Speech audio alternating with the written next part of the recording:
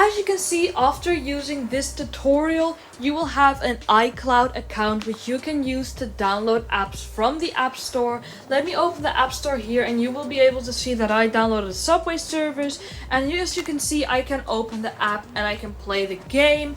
So if you want to use the App Store and download games or apps from it, or use any other Apple services, then you can use this video to make your own iCloud account if your iPad gives an error message saying that you have created too many accounts already.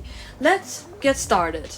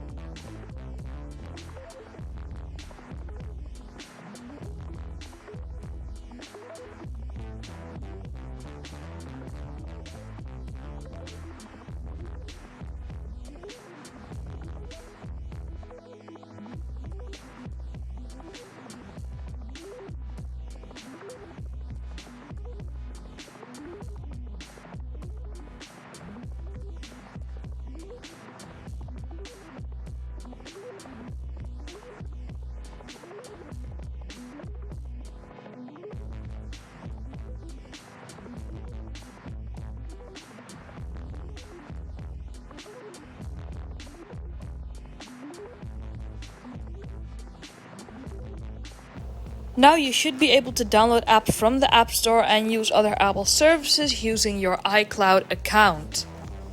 Now, if this worked for you, I would really appreciate a like, and even better would be if you could subscribe for more tips, tricks, tutorials, and gameplay videos on iPad and other tablets. That helps me to keep improving my videos and keep making videos. If you have a friend with the same problem, make sure to share this video with them. And I of course also appreciate nice comments. If you put links in your comments, it might make the comment go to the spam, so try not to do that, or try to email me the link instead. I am gonna put the email in my about section of the channel. And then I will hopefully see you in the next video.